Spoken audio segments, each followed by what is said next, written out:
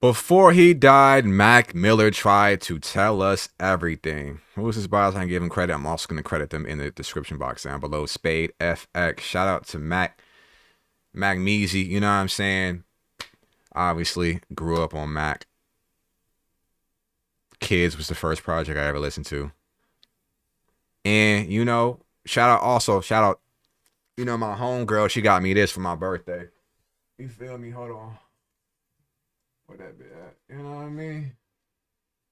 You know, we Mac Measy fans around here for sure. Mac Measy, Divine Feminine. Shout out to my homegirl. You know, but he's sorely missed. Definitely missed in the culture. Missed as an individual person. All that was a bright light in the world, and it's sad that he was taken from us so soon. But let's get into the video. Before he died, Mac Miller tried to tell us everything. With all the rappers that died due to drug overdose, no one has been more vocal about his addiction than Mac Miller. However, all of that would not matter as we woke up to one of the most terrible pieces of news hip-hop has ever heard. 26 is such a young age to go away. That's steep, man. But he had a profound impact. So what he was able to do in his 26 years on this earth, you know, before he was called to the Lord, he was able to really leave his footprint and his mark. And that's a beautiful thing, you know. It's the circle of life. September 7th, 2018. We arrived to a heavy media and police presence here outside of the Studio City home of rapper Mac Miller. And authorities confirm here a death investigation is underway. Air 7 was over the scene when we saw what we believe to be Miller's body being transported into a coroner's van. Yeah, that's some sad. I heard Karen Civil was the first one to find his body. That's sad. That's sad. It was definitely like, you know, it was like back to back we were losing rappers, you know what I mean? This was tragic. Seen investigators walking in and out of the home, and Variety, among other outlets, is reporting Miller, whose real name is Malcolm James McCormick, age 26, died of an apparent overdose.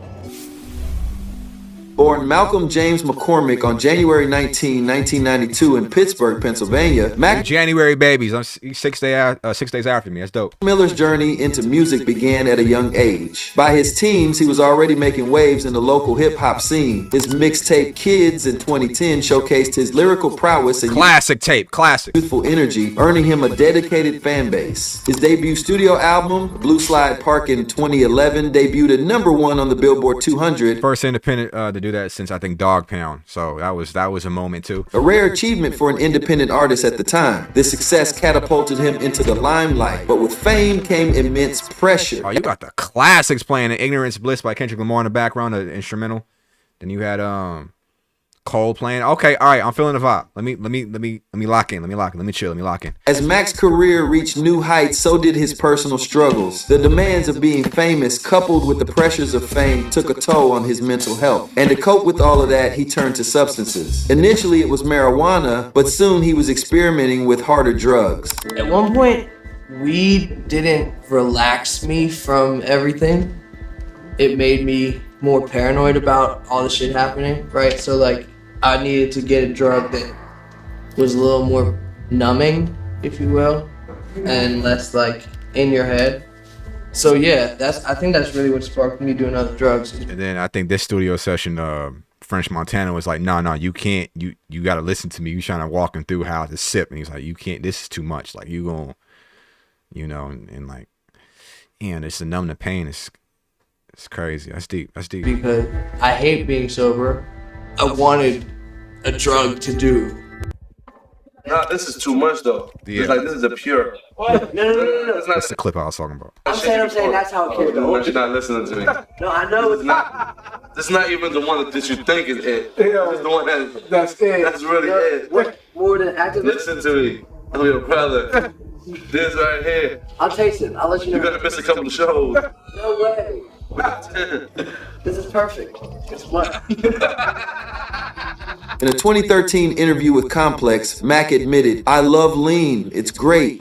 I was not happy, and I was on lean very heavy. I was so messed up all the time it was bad. My friends couldn't even look at me the same. I was lost." His mixtape, Faces, in 2014 delved deep into his mental health, with tracks like Grand Finale hinting at suicidal thoughts. He later... Sad tape. Very creative tape, but sad tape. Revealed that he believed Grand Finale was supposed to be the last song he made on Earth. Mac Miller's openness about his struggles was evident in various interviews. In a revealing conversation with Larry King, he discussed the pressures of fame and its impact on his mental health. He candidly shared how the sudden spotlight contributed to his depression and substance use. There were darker times for you, right? Your last tape, Faces, right? Yeah. Did you have a problem in life? I had a drug problem, you know, for a long time. It wasn't just in music, but I definitely was going through a drug problem, and I think it was more my state of mind. I was just pretty depressed, as everyone. Even while successful? It seems like the criticism of Blue Slide Park took him over the edge, and he wanted to desperately change the narrative of how the public perceived him. I thought he was already dope. He had some dope records on, you know, Kids, Best Day Ever, and then coming into Blue Slide Park. I'm locked in with him, but you know, different audiences and different purists around the culture were just like, who is this white boy? Who is this that? Whatever. And he was like, all right, I have to make some drastic changes. And I think that took his joy away. Although his pen got sharper and he got more introspective and he became more dense and he was taken more seriously in the culture. I think it came at the cost of his mental health. Yeah, I think it started. With success. Yeah. Explain that to yourself. You're struggling, you're not depressed. Right. You're successful, you're depressed. You know, it's funny because you talk to people and they say, you know, what do you have to be depressed about? You have money and da da da da. I think what was, you know, I'm 18, 19 years old, going through this for the first time, doing it very differently. And I think what is usually just that moment in someone's life where they're trying to figure out who they are and what their identity is, it just gets magnified, you know. That's what happens when you get famous and rich so young and so fast. But it's all before his brain even got a chance to develop. So he got on 17, 18, and then he was growing up and trying to adjust to everything. It's just a lot. It's a lot. So I understand. I understand where he's coming from. Becomes a bigger thing because fame is tricky because you read what's said about you, then you know what you know to be true, and the lines start to blur. I asked the great actor Richard Dreyfuss, who went through it, why he was, and he says, he don't know. Yeah, He can't answer it. It was hard to put my finger on it, you know, and you want to put your finger on it too, though. How would you know? Yeah. Yeah, but you just, you know, I just went through a long period where it was, I didn't wake up very happy. Mac Miller's lyrics often reflected his personal experiences. In a memorable interview with Nardwuar, he recounted a childhood incident where he and a friend were robbed while smoking marijuana for the first time. This story highlighted how early encounters with drugs and crime influenced his worldview and subsequently his music. Gotta stay on point though. Pittsburgh is a dangerous place. That's dangerous. So you can't be out there lacking. You know, it's like I'm not saying it's just like LA, but like I'm not gonna be caught lacking in LA. I'm not gonna be caught lacking in places where there's wolves. You gotta kind of stay on point. If you want to get high at the comfort of your home amongst your trusted circle. You got home, you're safe, you're able to do that. But like chiefing on a block and it's not a gated community, it's just like, I don't know, but that's something you gotta learn very early. And that's just the world we live in, you know? You did weed. Did you get robbed? Yeah, I did get. How'd you know that? He's a feds, Mac. Okay. Yeah, I did, man. It was a fucked up situation. Not actually like robbed, but some old. I was in 5th grade, you know. Oh, he's on. Okay, I can't even critique him for that. He's 5th grade. All right, okay, all right. What are you doing smoking weed in 5th grade? Getting high. Fucking thought I was James Bond and shit and started running around the basement. And then the kid that I was getting high with, his older brother came down and was like, how old are you? And I was like 10, but I'm gonna be 11 in a month. And that wasn't enough for him. And so he put me in a chokehold real quick and took my weed. And then I was out, you know. That was the last time I smoked with that dude.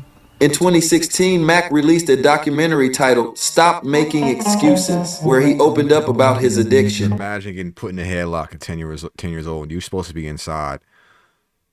if it's a hot summer day, you're supposed to be on a slip and slide. I'm supposed to be chilling in the pool with a floaty, doing front flips off a diving board. Yet I'm on a block with this bum. Like Mac was like, I'm on a block with this bum. I'm never gonna see him again. I'm gonna make sure of that. If I was never with his bum, I could have been inside watching Nickelodeon, eating snacks like a child's supposed to be. Now I got put in a fucking Brock Lesnar UFC chokehold. My light is out. You know, this all could have been prevented. It's a lesson though that some people you just can't trust. Like, you know, I wonder where that individual is at that got Mac in that predicament. He made several attempts to get clean, achieving periods of sobriety. By October 2016, he had been sober for 3 months, noting his improved mood and creativity. However, by April of 2017, he relapsed again. I'd rather be the corny white rapper than the drugged out mess who can't even get out of his house. Overdosing is just not cool. There's no legendary romance. You don't go down in history because you overdosed. You just die. Kind of do go down in history, but not for the reason that you would want. You go down in history of like infamy. Like they remember like the 27 Club, you know. It's just like, it's more so, I don't know if that was Vince Staples' line or if that was actually Mac Miller's like stuff. It was just like wasted youth. It looks like that. It's just like you remembered as somebody that could have been like, you know, but Mac Miller has such a wealth of content and music that I don't think we're looked at. It is tragic that he transitioned too early, but also he made such a profound impact and he has so much music still to be left to be sorted through and released at the discretion of the estate, of his family's estate. Some of it will come out, some of it may never see the light of day, but we'll always look at him as the genius that he is and will be ever forever. So it's just like, if you only put out maybe an album or maybe you only put out like one mixtape and you were dope as shit, we may look at you as like, damn, that's crazy. You could have been something great. But I just think that Mac Miller, when he transitioned, we were like, he was great. That's the difference in my opinion. But he's right nonetheless. On May 17, 2018, Mac was arrested for driving under the influence after crashing his car and fleeing the scene. This incident, coupled with his recent breakup with singer Ariana Grande, painted a picture of a man in turmoil. Look, here's the bottom line. You can't help who you fall in love with. Period. Right. And there is territory which comes along. You have to make a decision. Am I going to commit to this relationship regardless of the stress that it might cause on me or on others? And you had to make that decision. But was it stressful? You know, when I was younger, I used to think Zane Lowe at Apple Music would ruin interviews. But I've since gained a profound respect for how a lot of the interviewers from Apple Music do. They really, their interviewing strategies, not to ask them the uncomfortable questions, but to make them feel comfortable at home and to open up. I honestly think, maybe you might disagree, that the best interviews are when the artist feels comfortable with the interviewer, not necessarily trying to pull something controversial out of them. If they feel comfortable enough to share that on themselves, and that's on them. But I see the most relatable quotes and the most relatable information and stories come from when they feel like they're kicking it with a friend. And I think Zane Lowe's gift is being able to get that out of the artist, in my opinion. But, you know, you let me know in the comment box down below. Life is stressful. Do you know what I mean? So, of course, there were stressful times. Look, it's not that unique. You know, like I was in love with somebody. We were together for 2 years. We worked through good times, bad times, stress, and everything else. And then it came to an end, and we both moved on. And it's that simple, you know? And like, I haven't been on the internet, so, you know, people have assumed that I'm, you know, are you okay? Is everything okay? Like, why did you drop off Lion? Because I was about to drop an album, and also, like, I don't know, it just all seemed kind of like unimportant. Do you know, like the need to show people I was okay? Like, what is that? Where does that come from? Why do we have this need to use social media and internet? Like, the whole thing is a little strange, but it's not negative. It's just a part of something that's gonna continue to help make me who I am. You know, like it's all positive energy. What you say on social media can define other people's perception of you. And the less that you talk about, the more they're able to focus on what he wants to, or she, whoever takes these long absences from social media. You can focus on what I give you, which is the music. Some artists are just like, I just want the music to speak for itself. I don't want anything that I say or do on social media to cloud your judgment of what I came here for, first and foremost, which was to give you my art. And you see people that, have antics or a certain personality on social media that overpowers their presentation of the music and their rollout. It kind of cheapens it and in a way makes people kind of less interested to check them out, because it's just like, I've gotten so much from you online. What do I need to check your music for? So I get what he's saying. Like, I am happy for her and moving forward with her life, just as I'm sure she is with me. Despite these challenges, Mac channeled his emotions into his 5th studio album, Swimming, in 2018. The album showcases growth with introspective tracks that touched on self-love, resilience, and the quest for inner peace. So when all the press happened, right, with the breakup and the DUI, and which we'll get to, dude, the DUI thing, a lot of people hit my phone and they're like, because I have a past with all that stuff, right? Right. When I made The Divine Feminine, that was when I put that record out. That was the first time I had a clear head in 10 years. That's right. Whenever that happened, everyone's like, "Yo, you must," like, the story painted itself. It's too easy to be like, "Oh, here he goes back to what we, back to what we're used to."